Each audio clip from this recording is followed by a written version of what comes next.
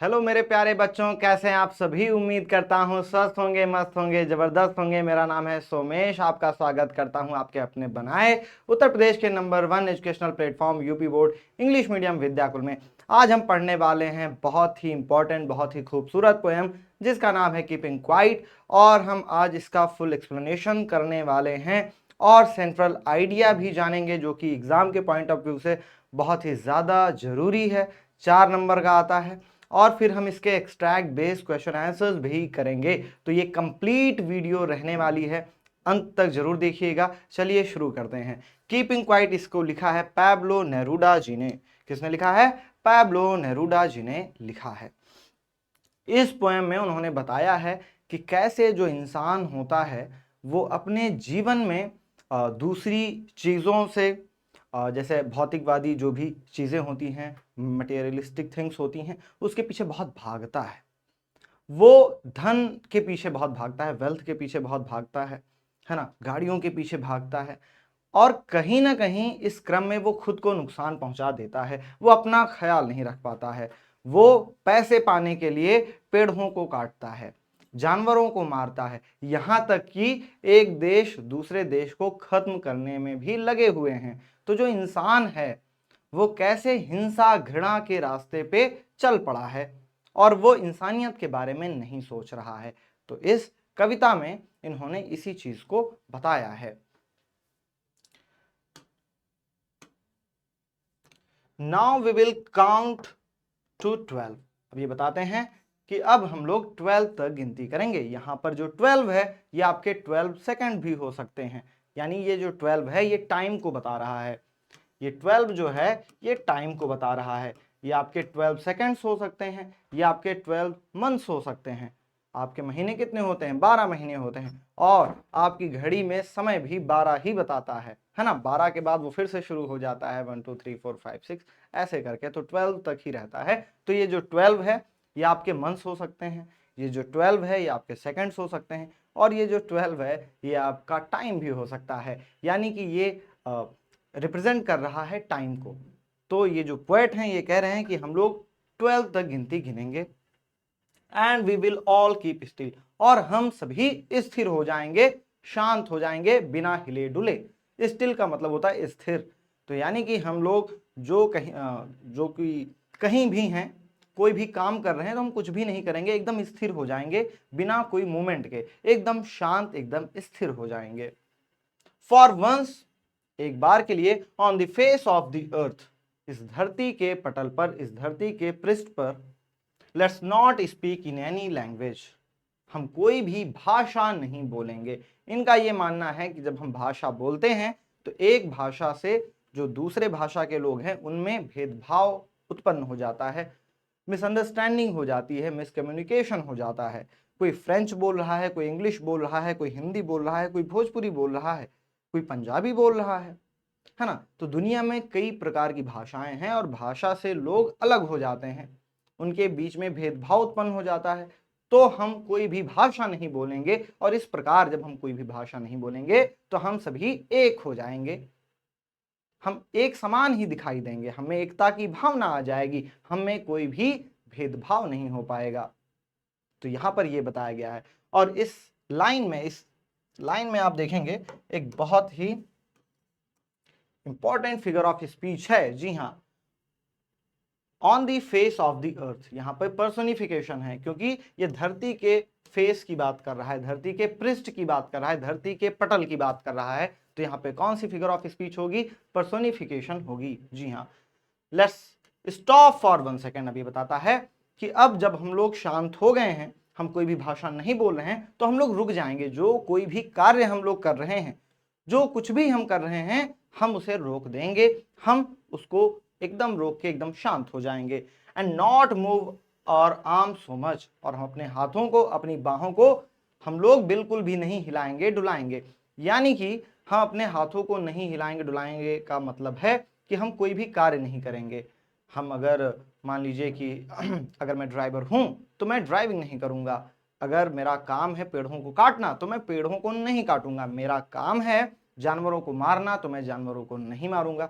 मेरा काम है फसलों को काटना तो मैं फसलों को नहीं काटूंगा।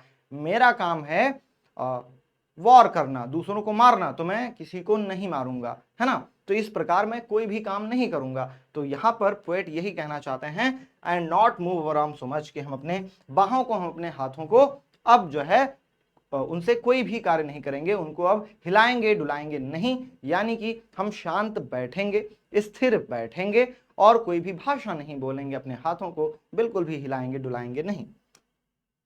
It would be an exotic moment, और ये बहुत ही रोमांचकारी, बहुत ही विलक्षण पल होगा, बहुत ही रोमांचकारी क्षण होगा। क्यों?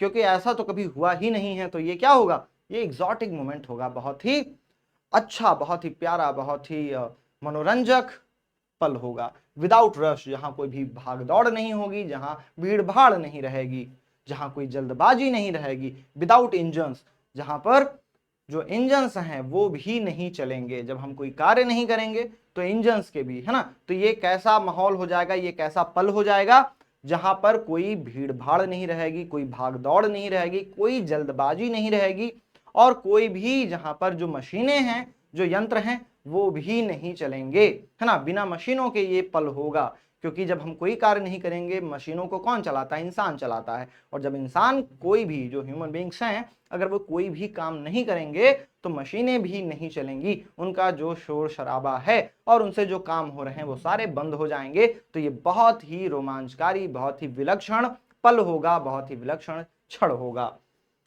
We would all be together, और हम सभी एक साथ आ जाएंगे। इन अ सडन स्ट्रेंजनेस, अचानक से एक विचित्रता के साथ हम सभी क्या होंगे?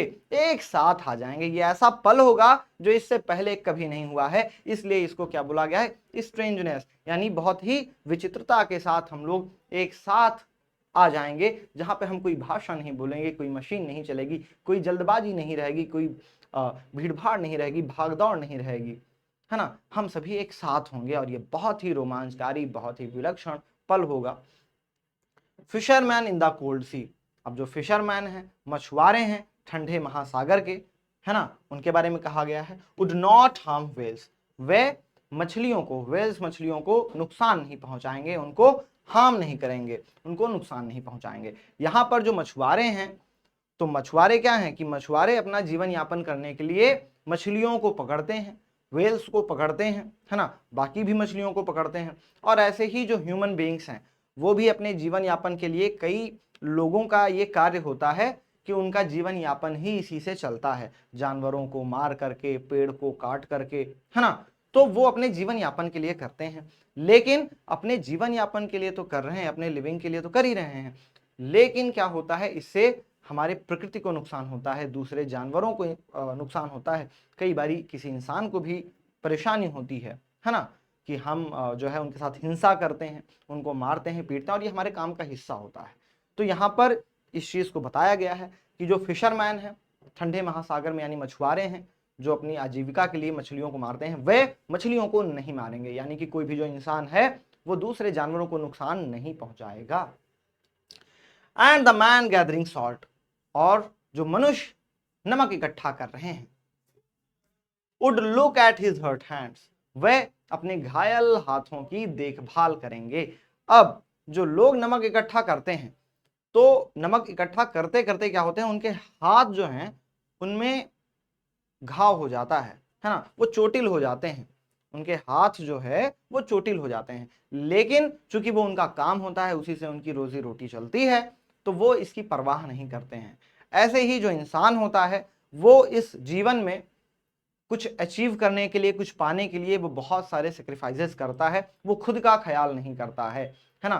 कोई घर के लिए, कोई जमीन के लिए, कोई इलाज के लिए, कोई देखता है कि यार काश मेरे पास ये गाड़ी होती, काश मेरे पास ये बंगला होता, है ना। तो हम क्या करते हैं? हम उस चीज के पीछे भागते हैं, और भागने के चक्कर में कई बारी हम खुद चोटिल होते हैं, कई बारी हमारी तबीयत खराब होती है, कई बार हम अंदर से बहुत दुखी होते हैं, हम खुश नहीं रहते हैं, लेकिन हमें कुछ प्राप्त करना है, हमें कुछ पाना है ना। कुछ पाने की चाह में हम क्या करते हैं? खुद को चोटिल कर लेते हैं। तो यहां पर यह बताया गया है कि हम लोग क्या करेंगे? वह लोग जो नमक इकट्ठा कर रहे हैं, यानी कि आप जैसे संपत्ति इकट्ठा कर रहे हैं, वेल्थ इकट्ठा कर रहे हैं, तो हम लोग क्या करेंगे? उसको रोक देंगे और अपने घायल हाथों की ओर देखेंगे, यानी हम खुद को देखेंगे, खुद की देखभाल करेंगे। हम जो चोटिल हुए हैं अब हम उसकी देखभाल करेंगे। बहुत धन इकट्ठा कर लिया, बहुत नमक इकट्ठा कर लिया, तो नमक यहाँ पर क्या बता रहा है कि आप जो बाकी चीजें हैं अपने जीवन में जो प्राप्त करना चाहते हैं और उसके क्रम में आप खुद को ही नुकसान पहुंचा रहे होते हैं, लेकिन आपके पास इतना समय नहीं होता है। आप सोचते हैं कि अगर मैं इस चीज में फंस जाऊंगा तो फिर मैं बहुत पीछे रह जाऊंगा, मुझे ये इतने समय में अचीव करना है, मुझे ये पाना है ना, मुझे इतने पैसे इकट्ठे करने हैं, मुझे ये कार लेनी है, मुझे ये गाड़ी लेनी है, मुझे ये घर लेना है, मुझे ये जमीन लेनी है, मुझे भी ज्वेलरीज लेनी है, गहने लेने हैं। तो ये सारी चीजें हैं, ये भौतिकवादी चीजें हैं जिनके पीछे हम भागते रहते हैं और खुद को नुकसान भी पहुंचाते रहते हैं। उसके चक्कर में दिन रात हमें काम करना पड़ता है, हम बहुत ज्यादा थक जाते हैं, लेकिन फिर भी हम क्या करते हैं, उस चीज के पीछे भागते रहते हैं। तो यहाँ पे जो पोएट हैं वो इसी चीज को बता रहे हैं कि जो मनुष्य हैं जो नमक इकट्ठा कर रहे हैं वो अपने घायल हाथों की देखभाल करेंगे। यानी कि हर वो व्यक्ति, हर वे लोग जो किसी चीज के पीछे भाग रहे हैं, कुछ इकट्ठा कर रहे हैं, धन इकट्ठा कर रहे हैं या जो भी कर रहे हैं, वे क्या करेंगे, वो अब उसको रोक करके वो खुद जो वो घायल हुए हैं, जो उनके हाथ घायल हुए हैं, जो उनका मन घायल हुआ है, वो उसकी देखभाल करेंगे, उसकी केयर करेंगे। Those who prepare green Wars, अब वह लोग जो हरा युद्ध तैयार करते हैं। हरा युद्ध का मतलब है, ग्रीन वॉर्स का मतलब है प्रकृति के विरुद्ध युद्ध, वॉर अगेंस्ट नेचर, है ना। तो हमारे जो प्रकृति के विरुद्ध जो युद्ध है, वह लोग जो प्रकृति के विरुद्ध युद्ध तैयार करते हैं। वॉर्स विद गैस, जो जहरीली गैस के द्वारा जो युद्ध करते हैं। वॉर्स विद फायर, जो आग के द्वारा युद्ध करते हैं। जब हम कहीं वॉर होता है तो आपने देखा होगा कि क्या होता है कि वो आग बरसाती हुई मिसाइलें आती हैं, तोपें आती हैं, है ना।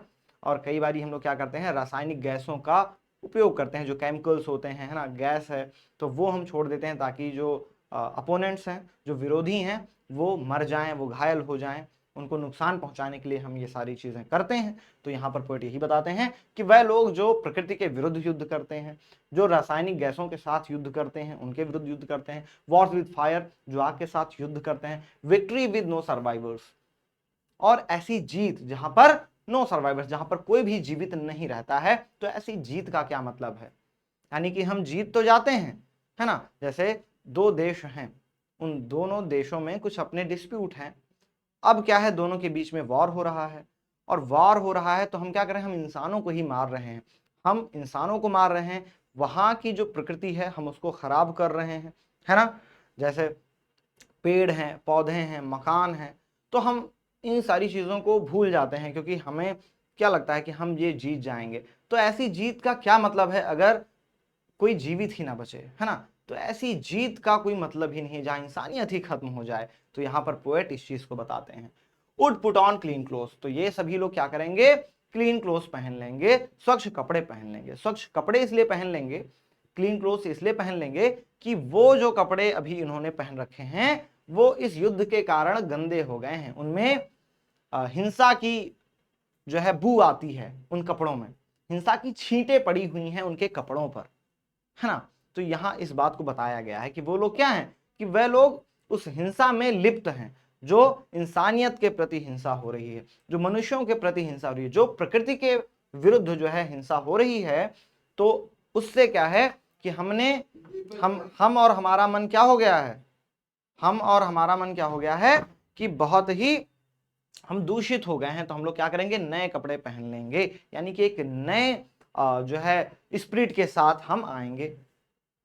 And walk about with their brothers, और हम अपने भाइयों के साथ क्या है, वॉक करेंगे, चलेंगे, यानी भाईचारे के साथ हम चलेंगे। इन दी शेड, छांव में, डूइंग नथिंग, बिना कुछ किए हुए सिर्फ हम चलेंगे। यानी कि वह लोग जो युद्ध तैयार करते हैं, जो युद्ध में सम्मिलित होते हैं, जिनकी वजह से युद्ध होता है, और जो उस युद्ध में कहीं ना कहीं किसी ना किसी रूप में शामिल होते हैं, वे क्या करेंगे, वो एक नए दृष्टिकोण के साथ, वह एक नई स्पिरिट के साथ, भाईचारे की भावना के साथ वो आएंगे और अपने लोगों के साथ समय व्यतीत करेंगे, बिना कुछ किए हुए, बिना कुछ बोले हुए। यानी यहां पर बताया गया है कि हम हिंसा का रास्ता छोड़ करके हम प्यार का रास्ता चुने, हम शांति का रास्ता चुने, हम भाईचारे का रास्ता चुने। What I want should not be confuse. अब ये कह रहे हैं कि जो मैं चाहता हूं उसको लेकर के भ्रमित मत होइएगा, कंफ्यूज मत होइएगा। विद टोटल इनएक्टिविटी, पूर्ण निष्क्रियता से, यानी कि जो मैं कह रहा हूं उसका मतलब पूर्ण निष्क्रियता नहीं है। Life is what it is about, जीवन जो है वो है ही, यानी जीवन का जो उद्देश्य है उसका उद्देश्य तो वही है। यानी कि मैं पूर्ण निष्क्रियता नहीं चाहता हूं, है ना। आप भ्रमित ना होएं कि मेरा जो मतलब है वो पूर्ण निष्क्रियता से है, कि हम कुछ भी नहीं करेंगे का मतलब है कि मैं जीवन ही नहीं चाहता। नहीं, जीवन का जो उद्देश्य है वो तो है ही। I want no truck with death, मेरा मृत्यु के साथ कोई भी समझौता नहीं है, मेरी मृत्यु के साथ कोई भी डीलिंग नहीं हुई है कि मैं आप लोगों से कह रहा हूं कि आप कुछ भी नहीं करेंगे, है ना, आप हिलेंगे डुलेंगे नहीं, आप हथियार नहीं उठाएंगे, आप अपने हाथों को हिलाएंगे डुलाएंगे नहीं। तो आप इसको लेकर के भ्रमित मत होइएगा कि मेरा मृत्यु के साथ कोई संबंध है।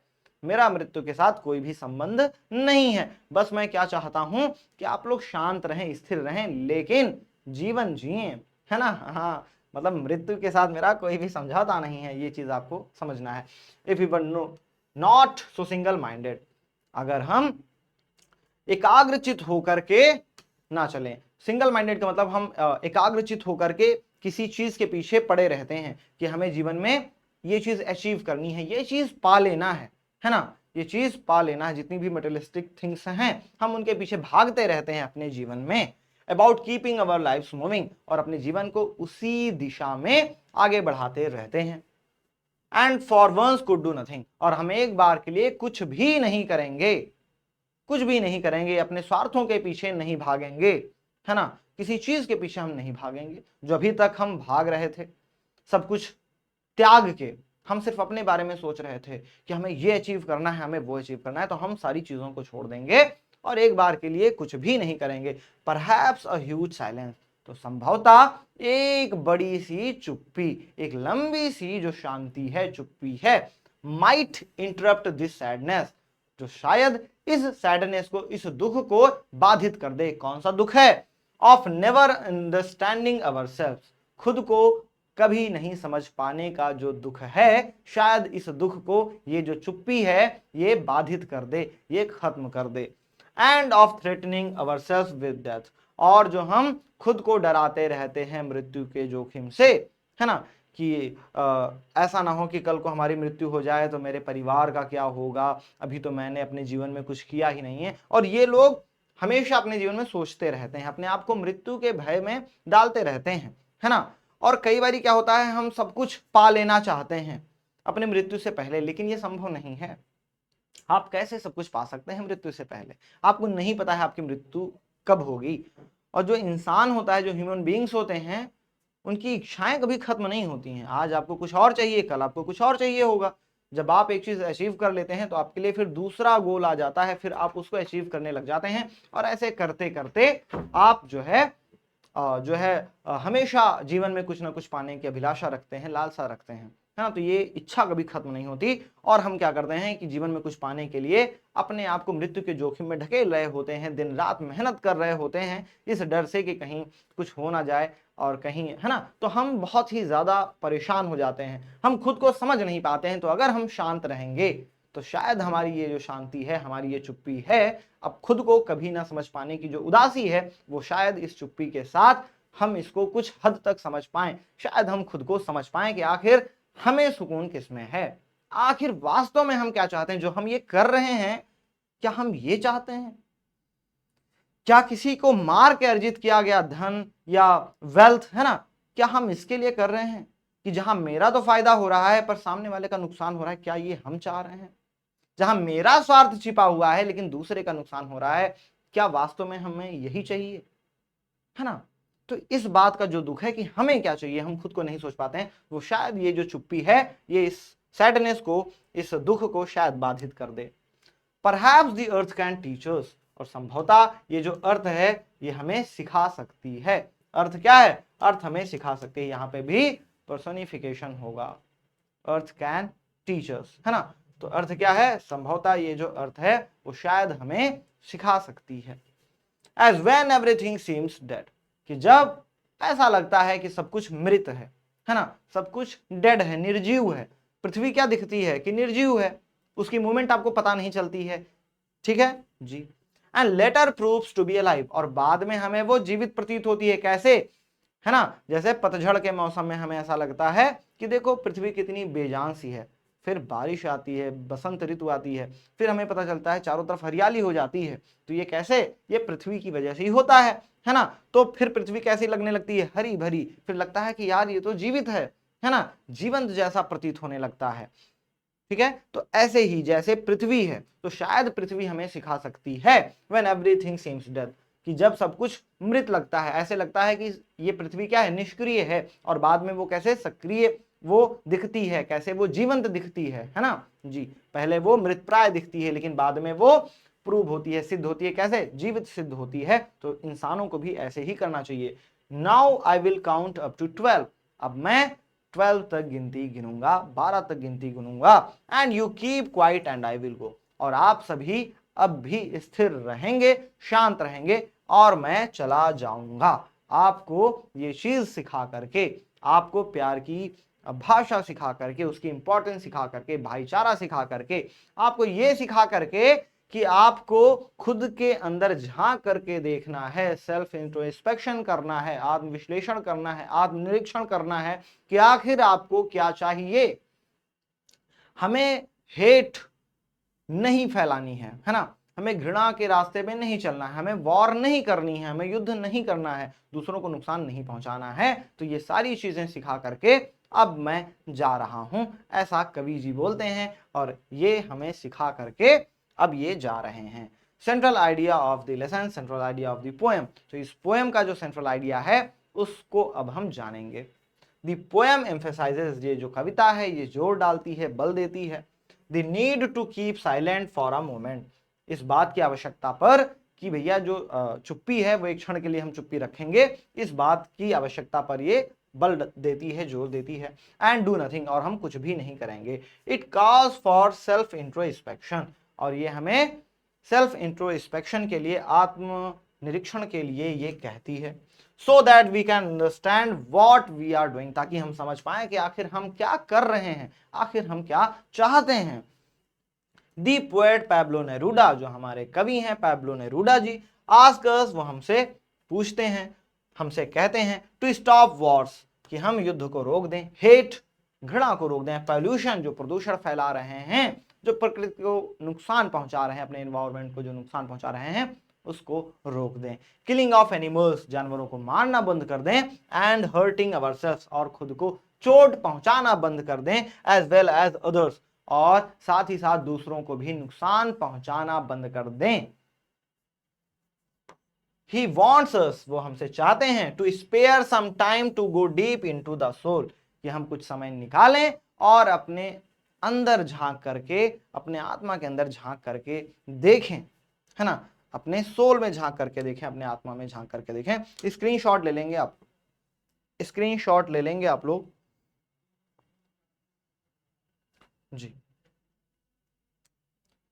फॉर नेरूडा, नेरूडा जी के लिए silence is a universal language, जो साइलेंस है, जो चुप्पी है, वो एक यूनिवर्सल लैंग्वेज है, सार्वभौमिक भाषा है, क्योंकि सबकी भाषा अलग अलग होती है।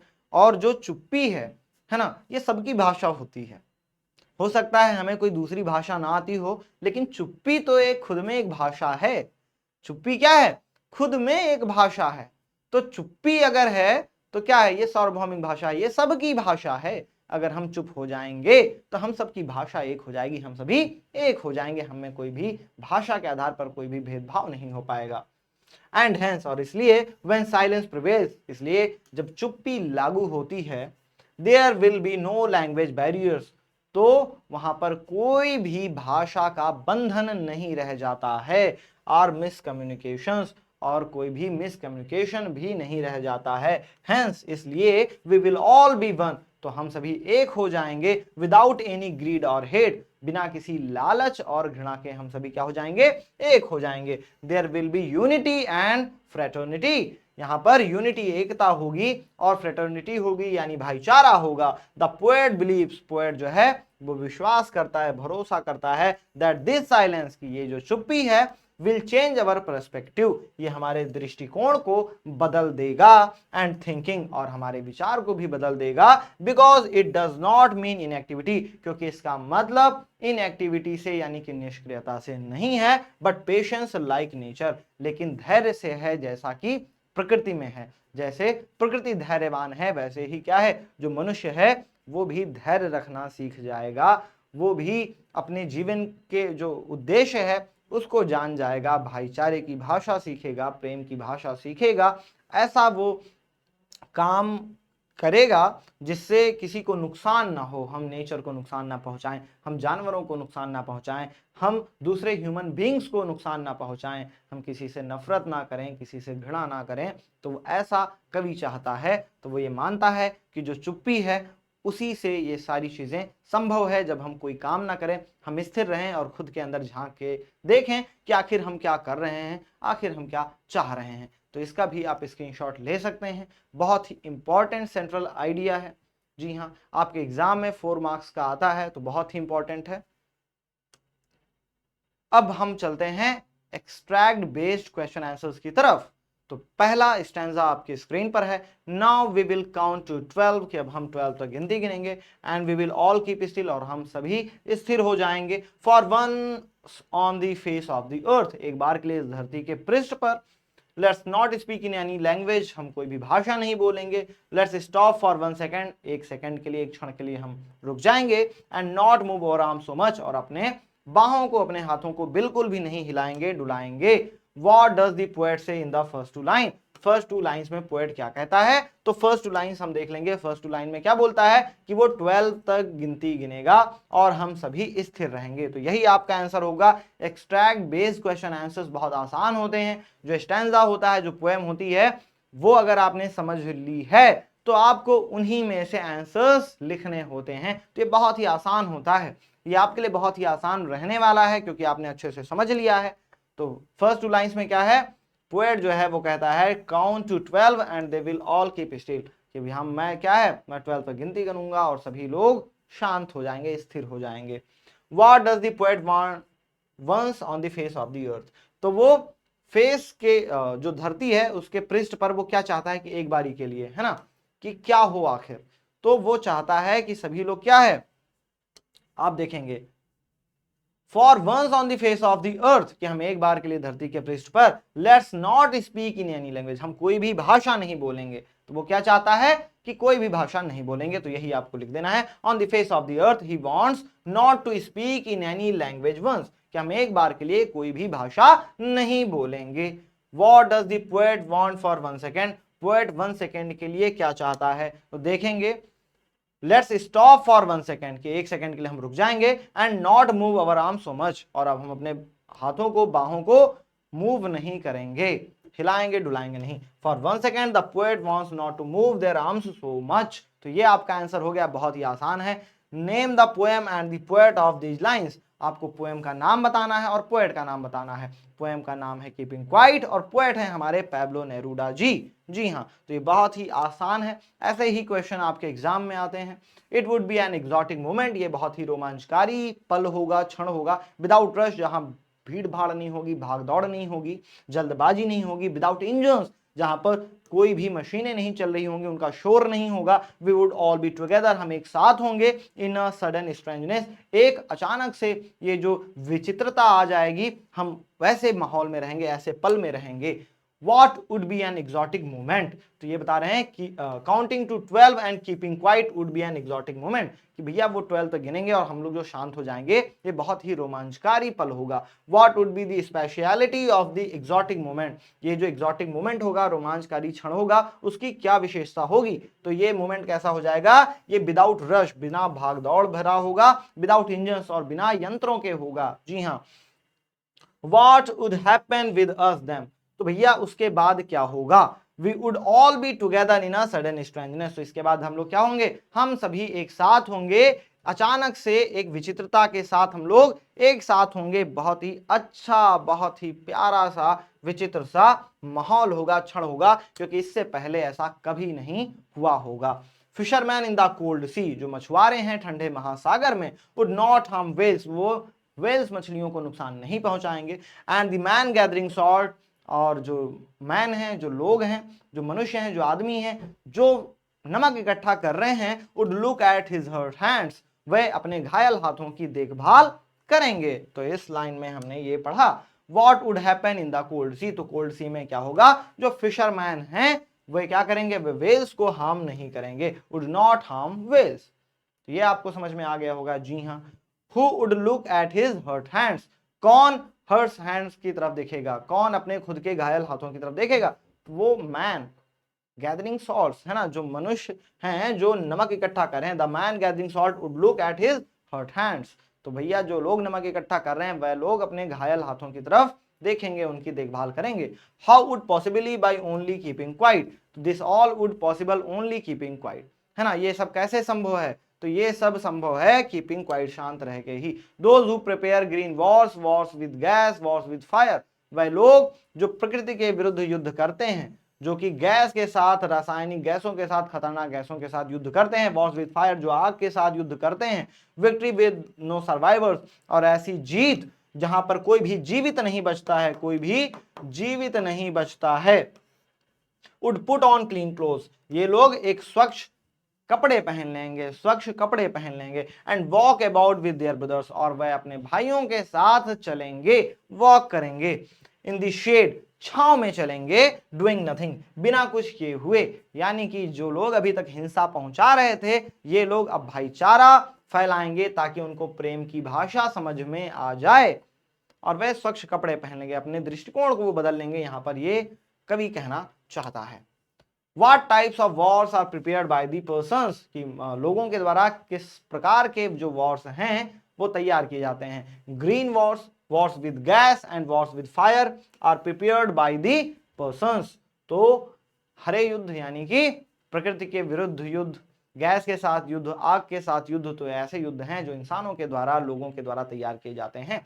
What is the end of such Wars, ऐसे वॉर्स का क्या अंत होता है, तो ऐसे वॉर्स का अंत ये होता है कि there seems the victory but without any survivors, तो यहाँ पर जीत तो प्रतीत होती है, लेकिन ऐसी जीत जहां पर कोई भी जीवित नहीं बचता है, जिस जीत का कोई मतलब ही नहीं निकलता है। अगर आपकी जीत हो जाए और आपका विरोधी ही ना बचे, तो आपकी ये जीत किस मतलब की है। जहां इंसानियत का ही कत्ल हो जाए, जहां इंसानियत ही जिंदा ना बचे, ऐसी जीत का क्या मतलब है। What would such persons do after keeping quiet, ऐसे लोग क्या करेंगे, है ना, शांत रहने के बाद। आफ्टर कीपिंग क्वाइट यानी शांत रहने के बाद, स्थिर रहने के बाद। Such persons would put on clean cloth, ऐसे लोग स्वच्छ कपड़े पहन लेंगे। And walk about with their brothers, और वे अपने भाइयों के साथ वॉक करेंगे, चलेंगे, पैदल चलेंगे। इन द शेड यानी कि छांव में पैदल चलेंगे, डूइंग नथिंग, बिना कुछ किए हुए, ताकि वो प्यार सीख सकें। What I want should not be confused, जो मैं चाहता हूं उसको लेकर के भ्रमित मत होइएगा। With total inactivity, पूर्ण निष्क्रियता से। Life is what it is about, जीवन का जो उद्देश्य है वो तो है ही। I want no truck with death, मैं मृत्यु के साथ मेरा कोई संबंध नहीं है, कोई समझौता नहीं है। If we were not so single minded, और अगर हम एकाग्रचित होकर एक ही दिशा के बारे में न सोचते रहते, about keeping our lives moving, और अपने जीवन को उसी तरफ बढ़ा रहे होते हैं। And for once could do nothing, और अगर हम एक बार के लिए कुछ भी ना करें, परहैप्स अ ह्यूज साइलेंस, तो संभवतः एक जो लंबी चुप्पी है, माइट इंटरप्ट दिस सैडनेस, वो शायद इस दुख को इंटरप्ट कर दे, बाधित कर दे। और ये दुख क्या है, of never understanding our self, जो हम खुद को कभी भी समझ नहीं पाते हैं, इस बात का दुख हमें जो है वो शायद ये चुप्पी इस दुख को बाधित कर दे, इस दुख को खत्म कर दे। End of threatening our self with death, और हम जो खुद को मृत्यु के जोखिम में डालते रहते हैं, तो शायद ये चुप्पी इसको भी खत्म कर दे। What does the poet want, तो पोएट क्या चाहता है, poet wants readers not to be confuse with total inactivity, तो पोएट चाहता है रीडर से, जो हमारे लोग हैं, जो इसको पढ़ रहे हैं, जो पाठक हैं, उनसे चाहता है कि हम लोग भ्रमित नहीं होंगे विद टोटल इनएक्टिविटी, यानी पूर्ण निष्क्रियता से हम लोग भ्रमित नहीं होंगे। How would a huge silence interrupt, कैसे एक जो गहरी चुप्पी है वो बाधित कर सकती है। If we would not so single minded about keeping our lifes moving and for once could do nothing, a huge silence would interrupt, तो अगर हम अपने जीवन को एकाग्रचित होकर के, है ना, अपने जीवन को आगे ना बढ़ाते जाएं, और एक बार के लिए अगर हम कुछ भी ना करें, तो जो एक लंबी चुप्पी है वो क्या करती है, वो इसको बाधित कर सकती है। वाई डू वी फेयर, हम क्यों डरते हैं? We fear because we never understand ourselves and threaten ourselves with death. हम डरते हैं क्योंकि हम खुद को नहीं समझते हैं और खुद को मृत्यु के जोखिम में डालते रहते हैं, मृत्यु से खुद को डराते रहते हैं, इसलिए हम डरते रहते हैं। Perhaps the earth can teach us, संभवतः ये जो धरती है ये हमें सिखा सकती है। As when everything seems dead, कि जब सब कुछ मृत प्रतीत होता है, and later proves to be alive, और बाद में क्या है, ये जीवित प्रतीत होता है। Now I will count up to 12, अब मैं 12 तक गिनती गिनूंगा। And you keep quiet and I will go, और आप सभी शांत रहेंगे, आप सभी स्थिर रहेंगे और मैं चला जाऊंगा। आप सभी शांत रहेंगे और मैं चला जाऊंगा। Who can teach us and when, तो हमें ये कौन सिखा सकता है और कब सिखा सकता है? तो हमें अर्थ सिखा सकती है। अर्थ can teach us when everything seems dead, तो हमें कब सिखा सकती है? जब सब कुछ मृत प्रतीत होता है, तब हमें जो क्या है, तब हमें पृथ्वी सिखा सकती है, क्योंकि बाद में वो क्या है, बाद में वो जीवित प्रतीत होती है ना। जैसे अर्थ होती है, जैसे हमारी प्रकृति होती है, कई चीजें हमें निर्जीव लगती हैं, हमें लगता है इनमें जान नहीं है ना, लेकिन धीरे धीरे जब समय आगे बढ़ता है फिर हम देखते हैं कि नहीं, ये तो जीवित हैं, इनमें भी हलचल है। ऐसे ही मनुष्य को भी होना चाहिए, धैर्य रखना चाहिए, शांति रखनी चाहिए, हिंसा नहीं करनी चाहिए। What would be proved later and how, later everything would be proved alive, तो बाद में सब कुछ जीवित प्रतीत होता है, जीवित सिद्ध होता है, with the help of the earth, यानी कि नेचर, यानी कि धरती के मदद से बाद में सब कुछ जीवित प्रतीत होता है, नेचर की मदद से। तो यहाँ पे अर्थ को नेचर से प्रेजेंट किया गया है, यानी कि जो नेचर है, नेचर के जो एलिमेंट्स होते हैं, जो भी तत्व होते हैं, वो क्या हैं, वो जो है आपको ऐसा लगता है कि वो डेड हैं, लेकिन वो डेड नहीं होते हैं, वो बाद में क्या सिद्ध होते हैं, तो बाद में वो अलाइव सिद्ध होते हैं। What does the poet say at last, poet आखिरी में क्या कहता है? तो पोएट आखिरी में कहता है that then he will count up to 12, कि वो आखिर में 12 तक गिनती गिनेगा, and we keep quiet, और हम सब स्थिर रहेंगे, शांत रहेंगे, and he will go, और वो हम लोगों को सिखा करके चला जाएगा। जी हाँ, वो हम लोगों को सिखा करके चला जाएगा।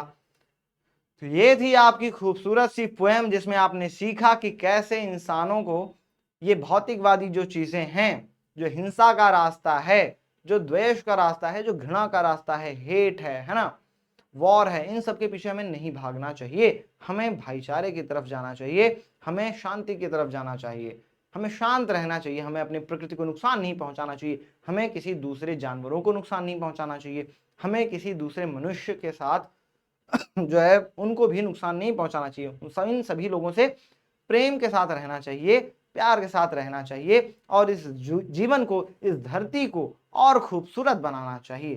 तो यही इस पोएम का मेन उद्देश्य था, और ये हमें सिखाना चाहते हैं कि हम अपने जीवन में क्या कर रहे हैं, इसके लिए हमें खुद के लिए समय निकालना होगा, और हमें खुद ही सोचना होगा, बिना कोई काम किए हुए हम शांत रहेंगे और सोचेंगे कि आखिर हम क्या कर रहे हैं, आखिर हमें क्या करना चाहिए, क्या हम जो कर रहे हैं उसका कोई मतलब है या कोई मतलब नहीं है, क्या ये हमें इससे शांति मिलेगी, क्या हमें इससे सुकून मिलेगा। ये सारी चीजें इस पोएम में पोएट ने बताई हैं कि आप कैसे अपने आप को शांत रखेंगे, कैसे इस धरती को हम और खूबसूरत बना सकते हैं, कैसे जहां पर कोई भी भाषा का बंधन ना रहे, कैसे हम एक दूसरे से घृणा ना करें, प्यार के साथ रहें। तो बहुत ही खूबसूरत पोएम थी। अगर आपको अच्छी लगी तो लाइक कीजिएगा, कमेंट करके बताइएगा कि आपको ये पोएम कैसे लगी, और इस चैनल को सब्सक्राइब कर लीजिएगा। मिलते हैं आपसे अगली क्लास में। Thank you very much. जय हिंद, जय भारत।